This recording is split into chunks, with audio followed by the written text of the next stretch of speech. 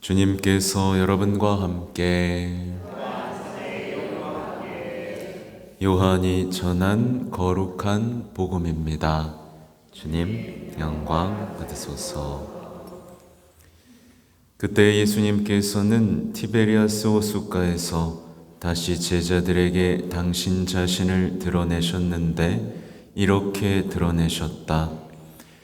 시몬 베드로와 쌍둥이라고 불리는 토마스, 갈릴레아 가나 출신 나타나엘과 제베데오의 아들들, 그리고 그분의 다른 두 제자가 함께 있었다.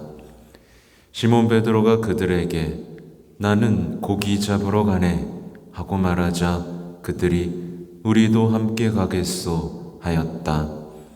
그들이 밖으로 나가 배를 탔지만 그날 밤에는 아무것도 잡지 못하였다. 어느덧 아침이 될 무렵 예수님께서 물가에 서 계셨다. 그러나 제자들은 그분이 예수님이신 줄을 알지 못하였다. 예수님께서 그들에게 얘들아, 뭘 좀 잡았느냐? 하시자 그들이 대답하였다. 못 잡았습니다. 예수님께서 그들에게 이르셨다. 그물을 배 오른쪽에 던져라. 그러면 고기가 잡힐 것이다. 그래서 제자들이 그물을 던졌더니 고기가 너무 많이 걸려 그물을 끌어올릴 수가 없었다. 예수님께서 사랑하신 그 제자가 베드로에게 주님이십니다 하고 말하였다.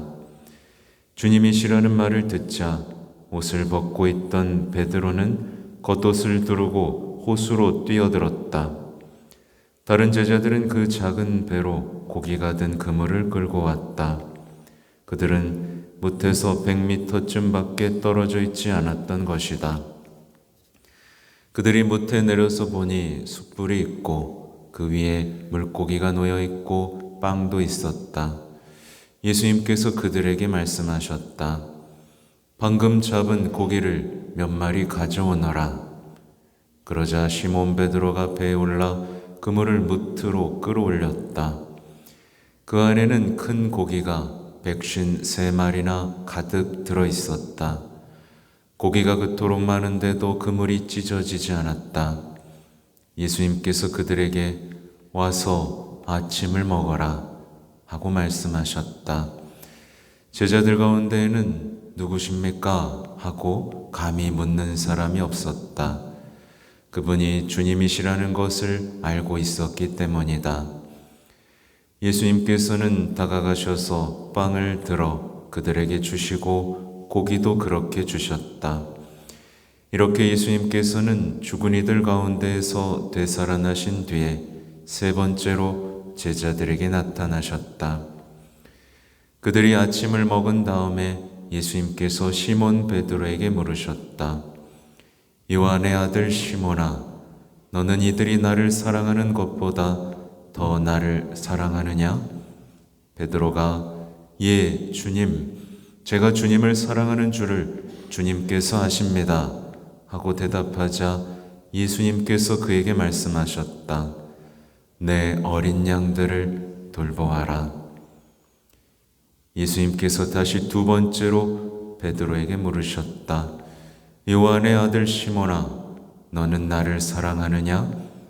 베드로가 예, 주님, 제가 주님을 사랑하는 줄을 주님께서 아십니다 하고 대답하자 예수님께서 그에게 말씀하셨다. 내 양들을 돌보아라. 예수님께서 세 번째로 베드로에게 물으셨다. 요한의 아들 시몬아, 너는 나를 사랑하느냐? 베드로는 예수님께서 세 번이나 나를 사랑하느냐 하고 물으심으로 슬퍼하며 대답하였다. 주님께서는 모든 것을 아십니다. 제가 주님을 사랑하는 줄을 주님께서는 알고 계십니다. 그러자 예수님께서 베드로에게 말씀하셨다.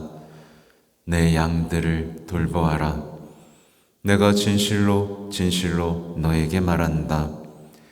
내가 젊었을 때에는 스스로 허리띠를 메고 원하는 곳으로 다녔다. 그러나 늙어서는 내가 두 팔을 벌리면 다른 이들이 너에게 허리띠를 메어 주고서 내가 원하지 않는 곳으로 데려갈 것이다. 예수님께서는 이렇게 말씀하시어 베드로가 어떠한 죽음으로 하느님을 영광스럽게 할 것인지 가르치신 것이다. 이렇게 이르신 다음에 예수님께서는 베드로에게 말씀하셨다. 나를 따라라. 주님의 말씀입니다.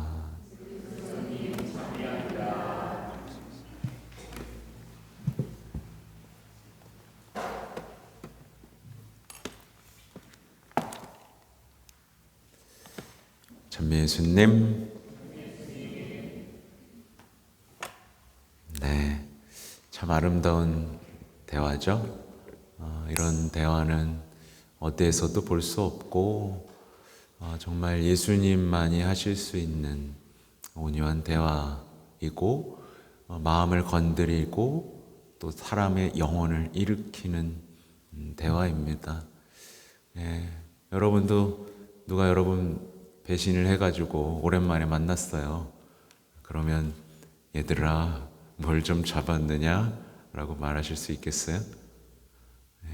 이놈의 새끼야, 그렇게 잘 먹고 잘 살고 좋냐?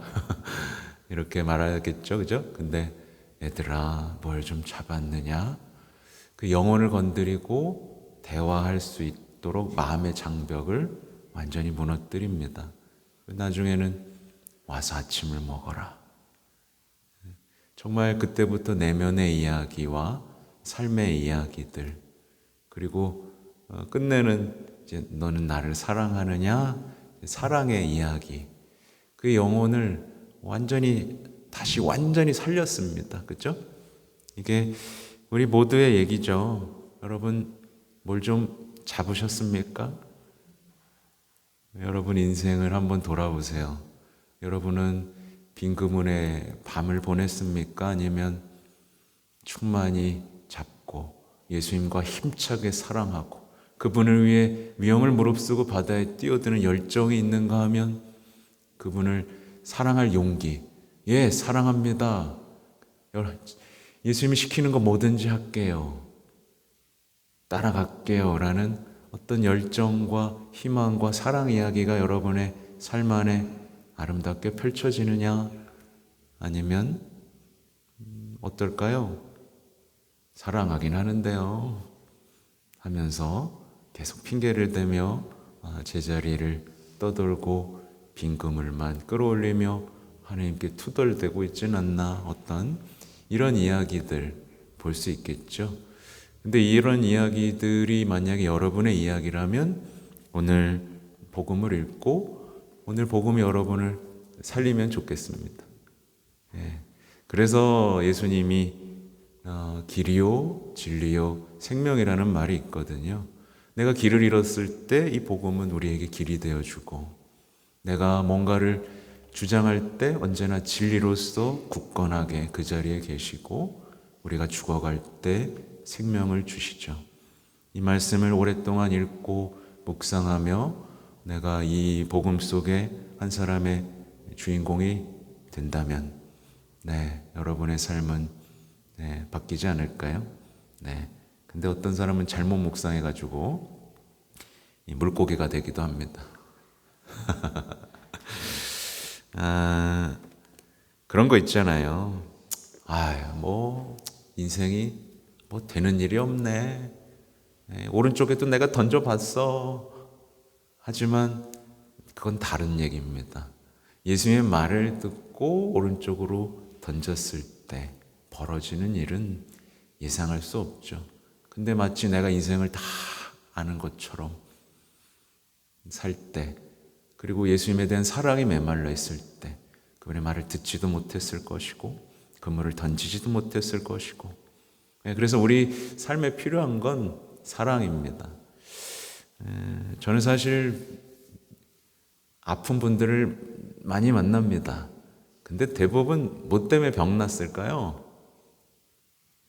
대부분 사랑 때문에 병이 나 있습니다. 어렸을 때 못 받은 사랑, 지금 받지 못하는 사랑. 예. 근데 그럼 이 사랑을 뭘로 날 수 있을까요? 사랑은 사랑으로만 날 수 있습니다. 이 예수님의 사랑이라는 이것과 우리가 닿지 못하면 우리는 평생 정말 힘들게 살게 되죠. 오늘은 제 말보다는 교황님이 오늘 복음을 보시면서 하셨던 말씀을 몇 가지 읽어드리려고 합니다. 오전에는 제 말을 했는데 교황님 말씀이 훨씬 좋거든요. 사실은 우선 빈 그물에 대한 얘기를 하셨어요. 형제자매 여러분, 우리가 인생에서 빈 그물만 붙잡고 있을 때 그때는 우리 자신을 불쌍하게 여기거나 기분 전환을 하거나 옛시절에 하던 일로 돌아갈 때가 아닙니다.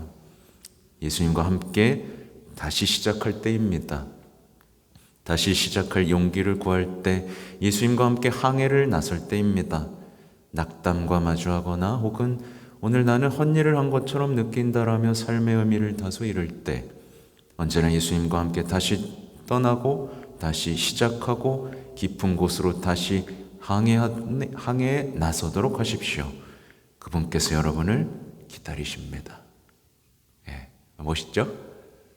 오늘 복음의 특징은 예수님이 먼저 오셨다는 겁니다. 낙담하고 있을 때 예수님이 먼저 오시죠. 이 부활 이후 벌어지는 모든 사건에는 예수님이 먼저 오시는 게 나오죠. 제자들이 먼저 가지 않습니다. 예수님이 먼저 오죠. 근데 여러분의 삶이라고 안 오겠습니까? 안 오시겠어요?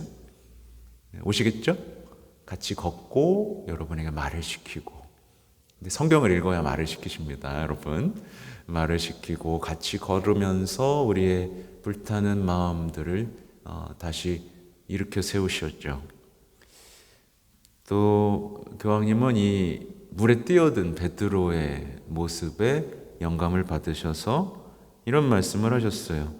오늘 부활하신 그리스도께서 우리에게서는 우리가 새로운 자극을 받도록 초대하십니다. 무엇을 잃는 것을 두려워하지 말고 너무 많이 계산하지 말고 다른 사람들이 먼저 시작하기를 기다리지 말고 선한 일에 뛰어들라고 초대하십니다. 왜일까요? 다른 사람들을 기다리지 마십시오. 예수님을 만나러 나가기 위해서는 균형에서 벗어나야 하기 때문입니다. 우리는 과감하게 균형을 잃고 다시 시작하고 다시 균형을 잡고 위험을 감수할 필요가 있습니다. 남들은 안 하는데 왜 나만 해야 돼? 이러는 게 아니라 베드로 보십시오. 뛰어들죠? 사랑이 있었기 때문에. 정말 멋지지 않습니까, 여러분? 이 베드로의 행동 하나하나가 굉장히 멋집니다. 아마 옆에 있었으면 쟤 왜 저래? 라고 할 만큼 급하고 열정적이었을 것 같은데 정말 매력적인 성인이죠. 그리고 너는 나를 사랑하느냐에 대한 얘기를 교황님께서 이런 말씀을 하셨네요. 믿음은 지식의 문제가 아니라 사랑의 문제입니다. 너는 나를 사랑하느냐? 예수님께서는 빈 그물을 들고 많은 경우 다시 시작하는 것을 두려워하는 여러분에게, 나에게, 우리에게 물으십니다. 뛰어들 용기가 없고 어쩌면 그러한 충동을 잃었을지도 모르는 여러분에게, 나에게, 우리에게 물으십니다. 너는 나를 사랑하느냐? 예수님께서 물으십니다. 그때부터 베드로는 고기 낚는 일을 영원히 관두고 지금 우리가 있는 이곳에서 목숨을 바칠 때까지 하나님과 형제 자매를 섬기는 일에 전념했습니다. 그렇다면 우리는 어떤가요? 예수님을 사랑하길 원하나요? 여러분 예수님 사랑하길 원하십니까? 호락호락하지 않습니다. 넌 나를 사랑하느냐? 했을 때 돌아오는 대답은 그래, 나도 너를 사랑한다가 아닙니다. 너는 나를 사랑하느냐? 라고 했을 때 돌아오는 대답은 내 양들을 돌보아라 입니다. 그러니까 여러분 예수님 사랑한다고 고백한다는 건 굉장히 큰 하나의 삶의 전환이고 도전입니다. 예수님을 사랑한다면 그분이 사랑하셨고 아끼고 목숨을 바쳤던 것에 나도 그렇게 해야 되는 거거든요. 내 형제들을, 가난한 이들을, 갇힌 이들을, 병든 이들을, 배고픈 이들을 보살피겠다라고 다짐한다는 거거든요. 성체도 똑같죠? 여러분 성체 모시고 싶죠? 네. 겁도 없이, 그죠? 성체를 모시는 건 뭐라고 말하는 거죠? 예, 저도 세상에 생명을 주는 빵이 되어 쪼개지고 부서지길 원합니다. 네, 그게 저의 행복이고 저의 삶이 되기를 원합니다. 저는 행복선언의 주인공이 되길 원합니다. 이 얘기죠. 하여튼 마지막으로 하나 읽어드릴 건 이것도 하셨던 말씀입니다. 성경에서 베드로의 그물은 이집트의 고기 냄비와 같이 우리가 이미 버리기로 결정했던 과거에 대한 유혹적인 향수를 상징합니다. 자꾸 뭔가 하고 싶죠. 실패와 상처 앞에서 혹은 모든 것이 우리 뜻대로 흘러가지 않을 때 우리는 종종 좌절하고 포기하려고 하려는 미묘하고도 위험한 유혹에 빠집니다. 그것은 마치 무덤의 심리학과 같아서 모든 것을 침울하게 물들이고 스스로에 대한 연민에 빠져들게 하며 마치 좀처럼 우리의 희망을 갉아먹습니다.